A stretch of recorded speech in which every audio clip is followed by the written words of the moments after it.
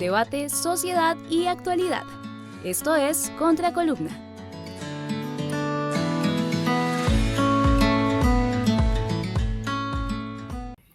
Un saludo especial a todas las personas sintonizadas con Contraportada.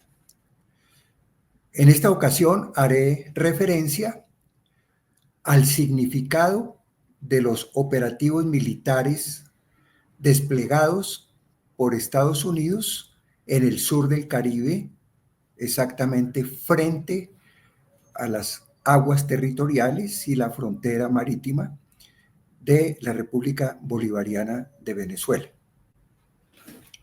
Inicio de entrada haciendo una formulación que es la conclusión no solamente personal, sino de muchas voces en nuestra América Latina caribeña y globalmente.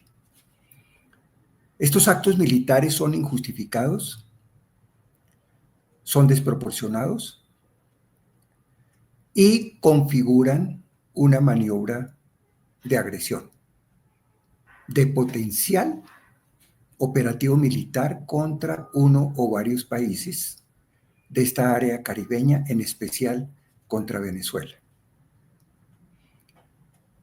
Estos actos militares han estado acompañados de declaraciones del presidente Trump, de altos funcionarios de gobierno y de varios congresistas de Estados Unidos, con abiertas amenazas, con opiniones bastante sesgadas y discutibles, que pretenden señalar este operativo militar bélico de empleo muy alto de barcos dotados de misiles, de portaaviones con aviones de guerra, con dispositivos de bombas a disparar en cualquier momento, con tropa de marines, con fuerzas especiales, con dispositivos anfibios, guerra desde el mar, guerra entrando por costas a cualquier territorio, también terrestre. Pero además de señalar que se configura una circunstancia de agresión del orden militar, no hay ninguna evidencia de que esto tenga alguna posibilidad de eficacia o que su propósito real sea de la política antidrogas. Política antidrogas que además fracasó hace 2 décadas. Es un viejo debate de hace 3 décadas. Por vías de guerra nacional o internacional, son rotundos fracasos. La propia Unión Europea y, por supuesto, muchos de los países latinoamericanos y caribeños, Colombia entre ellos, Brasil, otros, han alegado la ineficacia y han planteado el replanteamiento de esta política antidroga fracasada. Más aún, Colombia, en el acuerdo de paz de 2016 entre el Estado y las FARC, su punto 4, dinamiza iniciativas hacia el tratamiento de la política de antidroga contra el narcotráfico y otras drogas alucinógenos, y llama en el contexto regional y en el contexto global a la redefinición de políticas para que sean eficaces. Y de hecho existen políticas en contra de las drogas, existen acuerdos, existen compaginamientos en operativos en países de la región, incluido Colombia, incluido Venezuela, incluido los países de Centroamérica, incluido Brasil, ahora también con otras partes, incluso de Sudamérica, el Cono Sur, Perú, Paraguay, Argentina, que vienen siendo afectados por este fenómeno, y por supuesto en diálogo también con otros continentes, Europa, Asia y África. Gran preocupación reviste lo que sucede. Es la amenaza a una posible agresión militar que se desencadene, según lo dicho por altos funcionarios de gobierno y congresistas norteamericanos podría significar un ataque a Venezuela.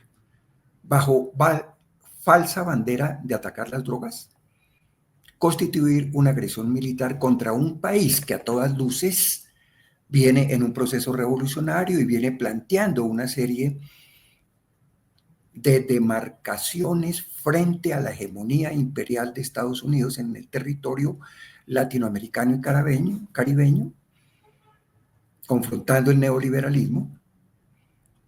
Y en ese sentido es señalado por la política norteamericana como un Estado hacia el cual predica la enemistad, predica el ataque, predica el rechazo. Incluso Venezuela tiene su propio proceso. Busca, bajo un paradigma señalado del socialismo del siglo XXI, unas construcciones en perspectiva de socialización, en perspectiva de beneficios y reformas populares, sociales, de poder popular institucionalizado con un desarrollo constitucional interesante desde primeros años 90, pero también tiene un proceso particular. Han sido señalados también problemáticas de altas tensiones internas, de disturbios, de represión. Hay informes críticos en materia de derechos humanos. Hay debates en torno a los niveles de legitimidad en las últimas elecciones tenidas. Pero corresponde, como ha señalado el gobierno colombiano, como ha señalado la CELAC, como ha señalado una serie de organismos internacionales, a cada nación, a cada pueblo, a cada estado, resolver sus propios asuntos con autonomía. Solamente la población, la ciudadanía, el pueblo de la República Bolivariana de Venezuela le corresponde definir su rumbo, su forma de gobierno, actualizar y desarrollar su propio estado. Por supuesto, habrán intercambios, cooperación. Colombia ha recuperado constructivamente con el actual gobierno de Gustavo Petro las relaciones con Venezuela a todo nivel, rotas con anterioridad por gobiernos de derecha y extrema derecha en Colombia, que con prejuicios frente a planteamientos del orden antiimperialista, del orden socialista, del orden de igualdad social, del orden del multilateralismo, del orden de romper la profunda y estructural dependencia e injerencia de Estados Unidos en la región, han llevado a un tratamiento de absoluta enemistad. Inclusive, el pasado gobierno en Colombia de Duque llamó al derrocamiento, incitó y provocó hechos, inclusive irregulares militares, en coordinación con dispositivos norteamericanos en contra de la República Bolivariana de Venezuela.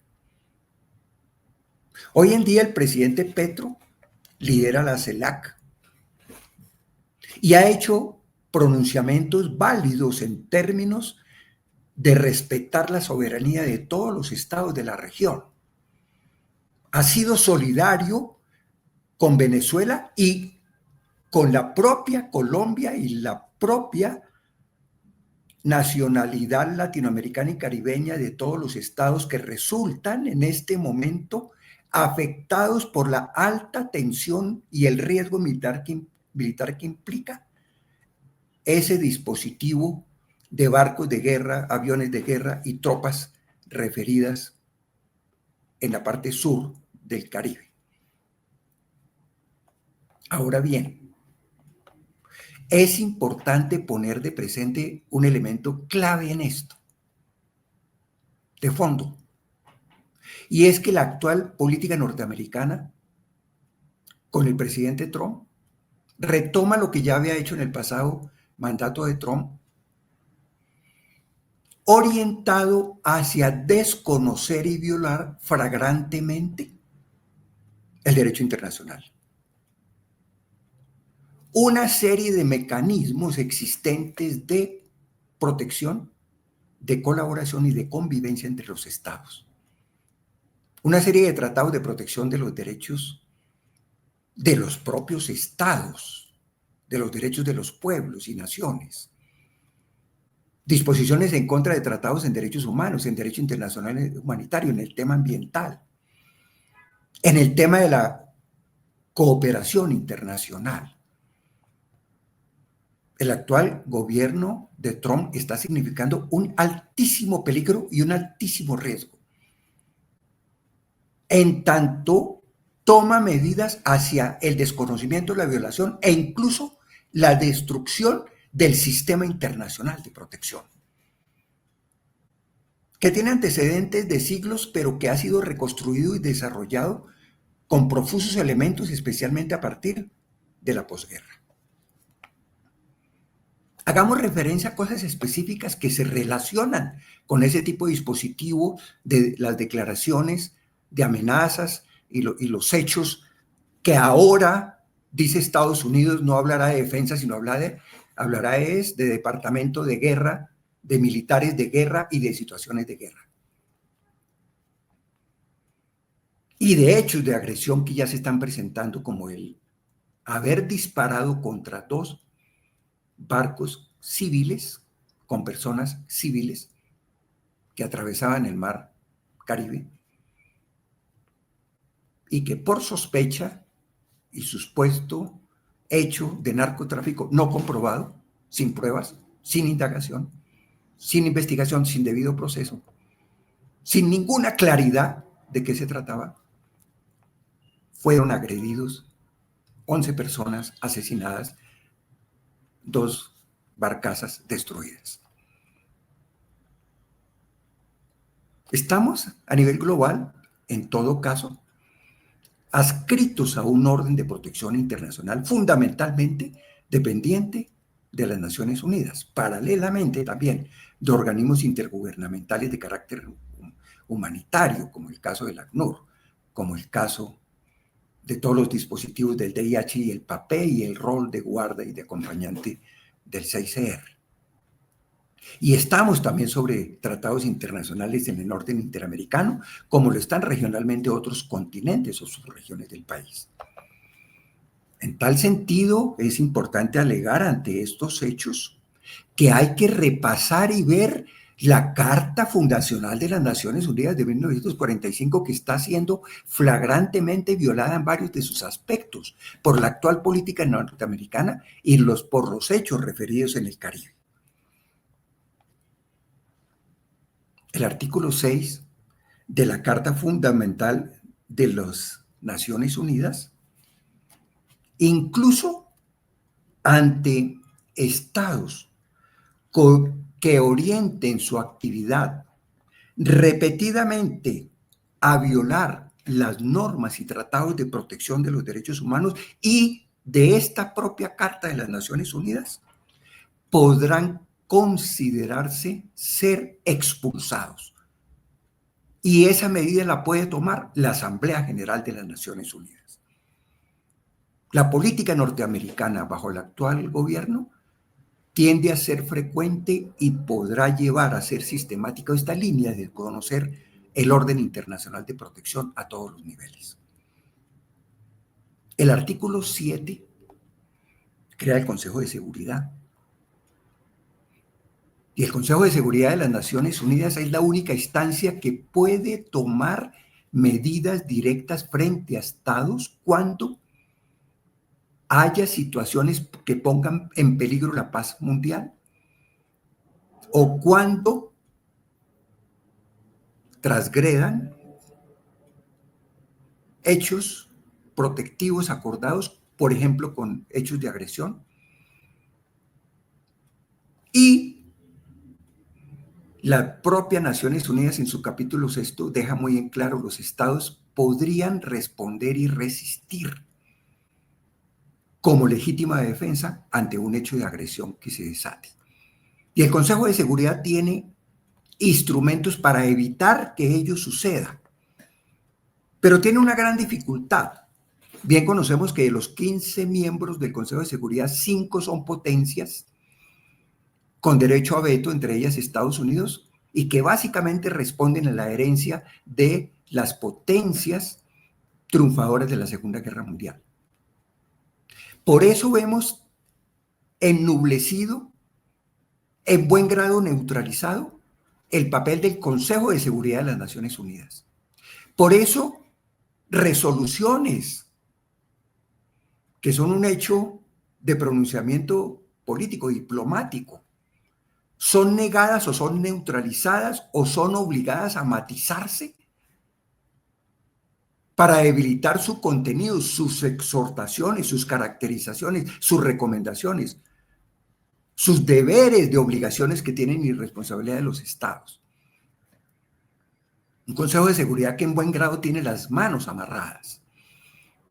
Declaraciones en el buen sentido del secretario general que preside las Naciones Unidas y preside el Consejo de Seguridad, el señor Guterres, se ven respondidas de manera agresiva y descalificante por las autoridades norteamericanas, como por las autoridades israelíes y como por ambos, norteamericanas e israelíes, por ejemplo, en ese vergonzoso genocidio y agresión contra Gaza y Palestina. Pero también en otros hechos, pero también en este caso. La Carta Fundacional de las Naciones Unidas incluye también en el artículo 13 las atribuciones y funciones de la Asamblea General.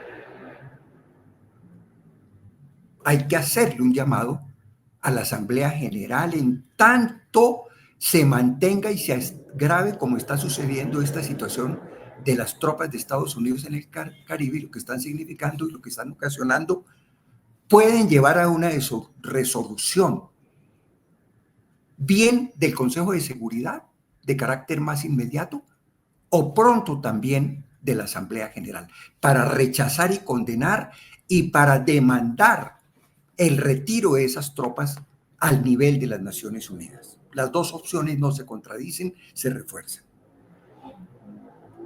Pero además, el capítulo 6 de la Carta de Naciones Unidas, y específicamente en su artículo 33, exige de los estados partes de la ONU el arreglo pacífico y diplomático de las controversias frente a otros estados o entre estados.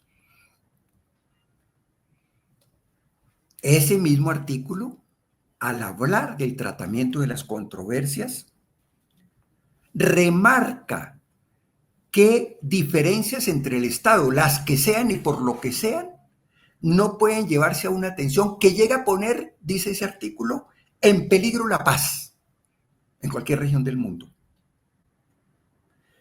Asimismo, en peligro la seguridad internacional y de varios estados partes de la ONU.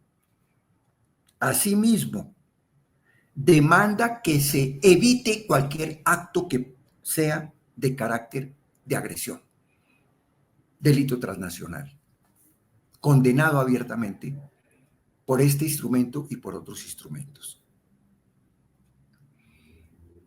Además, en desarrollos de elementos protectores en derechos civiles, políticos, económicos, sociales, culturales, ambientales, derechos de la solidaridad como la paz, como el desarrollo, como el ambiente, la protección de la naturaleza, todo esto que han venido en desarrollo. Desde los dos tratados más importantes que robustecieron ese gran sistema de protección que existe, el Pacto Internacional de Derechos Civiles y Políticos y a la vez el Pacto Internacional de Derechos Económicos, Sociales y Culturales, que datan de 1966 y entraron en vigor luego de tener el respaldo ya de la ratificación de 35 estados, datan desde 1976 en su vigencia. Ambos en su artículo primero, de forma paralela, consagran el derecho a la libre determinación de los estados, a la autonomía, a la soberanía, al manejo de los propios asuntos, al control y manejo de los propios recursos, a definir su propio régimen político y social, a representar de manera soberana frente a las naciones, las fronteras, los organismos internacionales y las propias Naciones Unidas a cada uno de los estados. No puede ser agredido un estado, no se le pueden desconocer los propios derechos a la soberanía y la autonomía referidos. Y se están atentando contra ellos.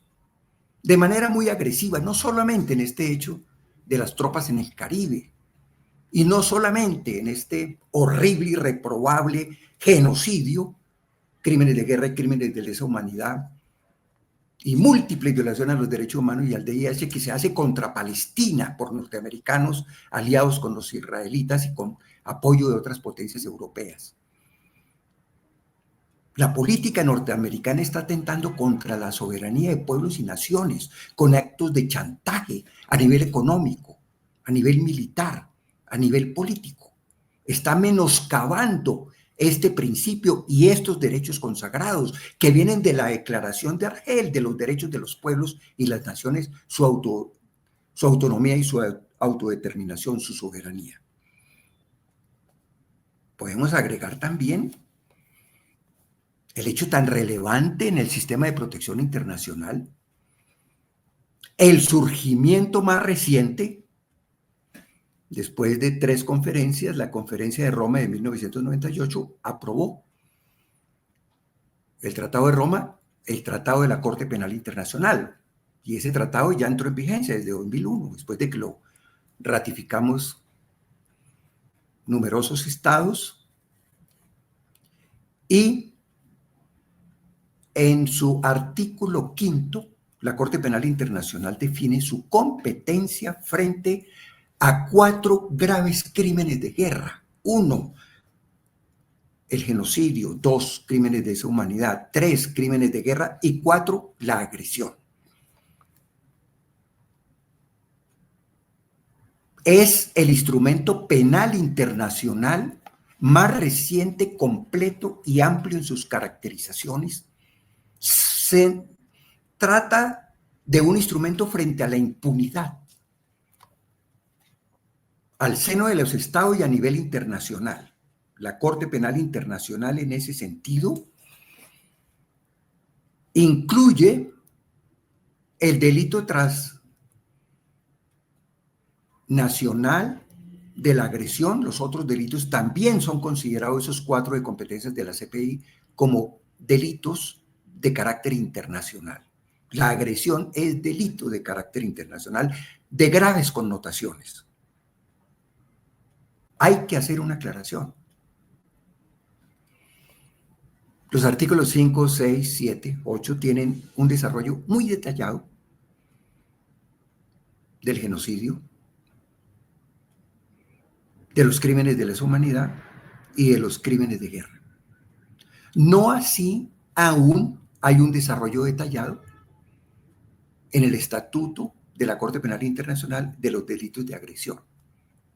Ha habido reuniones y hay un compromiso escrito en ese tratado para que a la luz de los artículos 121, que tiene que ver con las enmiendas que se pueden introducir, y con el 122, que tiene que ver con las disposiciones institucionales que en consecuencia se desarrollan, quedó aplazado y aún hay un proceso para completar la definición y la caracterización de las condiciones de ocurrencia del delito de agresión. Eso no fue un descuido. Eso no fue gratuito. En el hecho de la Conferencia de Roma en 1998, Estados Unidos, que por su espíritu y por su posición se oponía al Tratado de Roma, como se ha opuesto y como ha rechazado y como no ha suscrito muchos tratados en derechos humanos y en derecho internacional humanitario, hizo una maniobra vulgar. No votó en contra del estatuto de la CPI, sino que se abstuvo y mantuvo, junto con otras potencias de las principales potencias capitalistas y potencias imperialistas, su participación en las comisiones que definieron y revisaron y prepararon la versión final del tratado para neutralizar la caracterización del delito de agresión.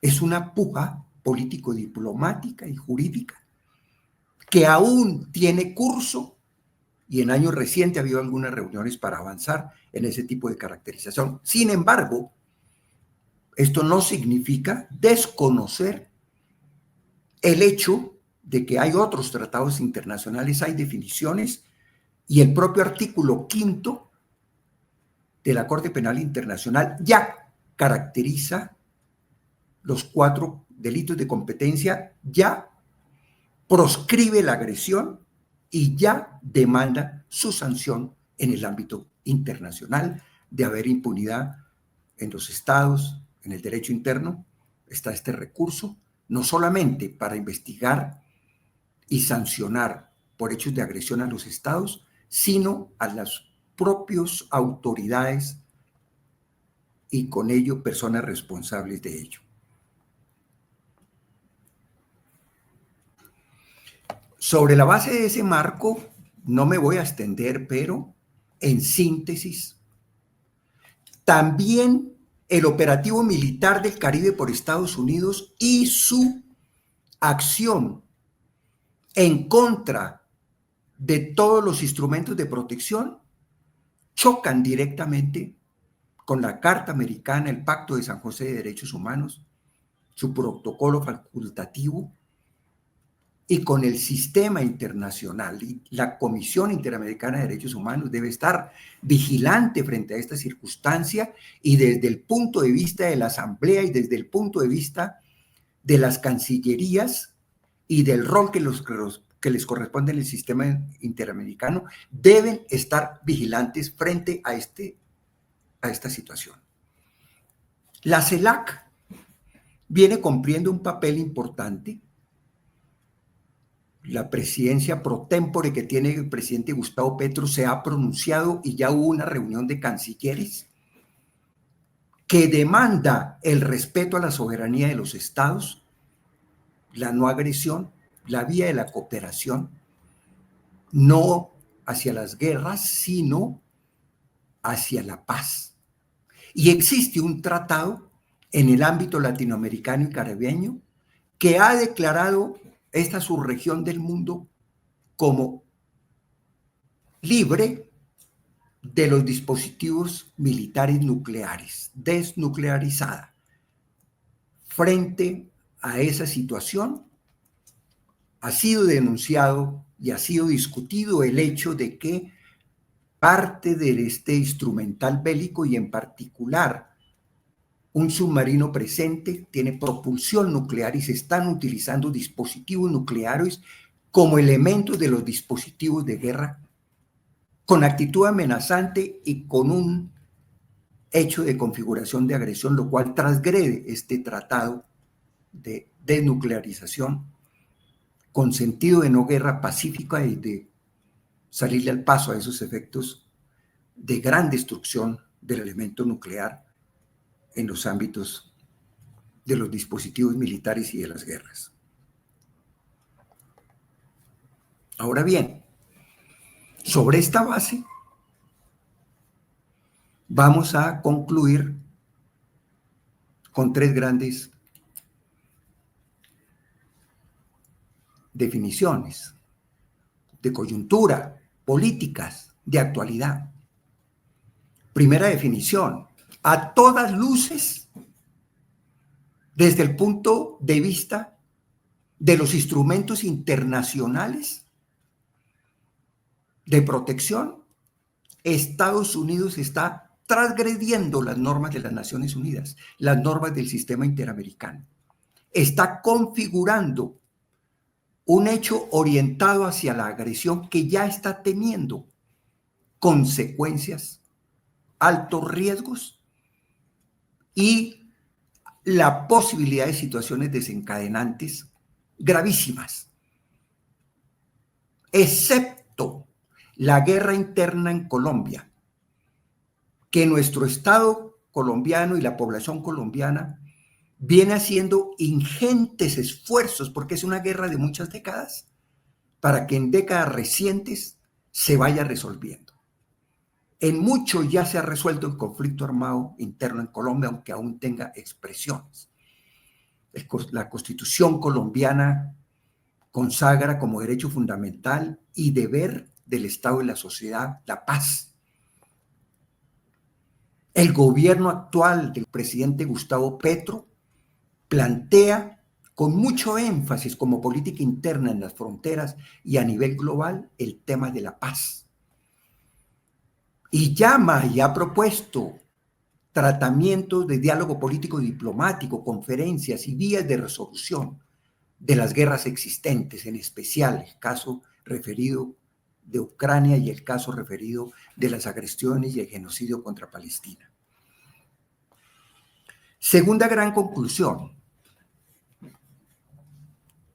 Ya ese dispositivo militar agresivo configuró un hecho de agresión. Ya atacó y destruyó 2 barcazas con 11 tripulantes, sin ninguna razón fundamentada. Es un hecho de agresión contra objetivos civiles. No eran 2 barcazas de guerra. Se supone que fueran narcotraficantes, no está demostrado, no hay pruebas, no hubo investigación, no hubo identificación de qué nacionalidad portaban banderas esas barcazas, qué nacionalidad tenían sus tripulaciones, qué propósito, si estaban infringiendo leyes internacionales o leyes internas de acuerdo a su nacionalidad, procedencia o destino. Aún en caso de ser narcotraficantes, no fueron capturados y llevados a un debido proceso. Se aplicó crudamente una guerra de muerte contra un colectivo humano y contra unos bienes civiles. Esto configura una grave violación a los derechos humanos y a tratados internacionales de derechos humanos y de protección de derechos y garantías fundamentales. Y a la vez configura este hecho una grave violación al derecho internacional de los derechos humanos, al DIH. Porque una tropa en disposición militar, la norteamericana, un gran dispositivo marítimo, dispara sin mínima advertencia, sin mínima comprobación, contra objetivos civiles y contra personas civiles, ocasionándoles la muerte. Ahí hay también la configuración en términos de grave violación a los derechos humanos y posiblemente de crimen de guerra, no porque se haya desatado ya la guerra, sino porque es ese tipo de hecho la que apunta a configurarse de tal manera. Y tercera y última conclusión. Consejo de Seguridad, Naciones Unidas, organismos intergubernamentales, CELAC, Unión Europea y a todo el mundo. No puede quedar en impunidad lo que está sucediendo en el sur del Caribe. Se está atentando contra el derecho internacional, los sistemas de protección, se están configurando hechos de agresión, hechos de violación a los derechos humanos y hechos de violación al derecho internacional humanitario. Se están lanzando amenazas contra estados, contra naciones. Se están atizando contradicciones. Se está partiendo de un falso supuesto. Si Estados Unidos está planteando que esto está en la política antidrogas, no necesitamos misiles, no necesitamos submarinos, barcos de guerra, aviones, bombardeos. Necesitamos redefinir una política eficaz antidrogas. Si se están dirigiendo contra operativos de narcotráfico, esto es un poco irracional. Más del 75% de la droga que sale de Colombia, en esta subregión. Y hay una serie de países implicados, pero no es para tratarlo por la vía militar, fracasada. Si sinceramente fuera el tema de la lucha antidrogas, estaríamos Estados Unidos dialogando con Colombia, con toda Centroamérica, con otra serie de países suramericanos, con Europa y con otros continentes, con todo allí donde reside esa red de mafias global, con relación a la persecución necesaria a la mafia norteamericana, donde ahora quedan las grandes ganancias, las redes, México en Norteamérica, Centroamérica, Caribe, esas redes intensas y extensas de consumo masivo, origen del problema, en Estados Unidos y que se ha extendido en buen grado también a Europa y a otros continentes, y que se nutre con otras redes internacionales y transnacionales, como lo ha denunciado con acierto el presidente Petro. Por eso concluyo también diciendo, saludo y respaldo al presidente Gustavo Petro y a su política internacional, que ha sido acertado con relación a la paz, con relación a la protección del derecho internacional, con relación a oponerse a este tipo de operativo y señalar cómo no solamente es un riesgo y ocasiona una situación de tensión y ocasiona una problemática hacia la República Bolivariana de Venezuela, sino hacia el conjunto del Caribe y de la parte norte de Sudamérica, y por esa vía puede llevar a circunstancias que por décadas no se presentan en nuestro continente y en nuestra subregión, de la vía militar, de la vía de la guerra, de las agresiones, y llama con toda razón a que se persista en el respeto a los estados, en el respeto a los sistemas de protección, en el diálogo entre iguales, en un esfuerzo enmarcado en el multilateralismo y en el tratamiento político y diplomático de los asuntos de todo orden en el mundo. Muchas gracias.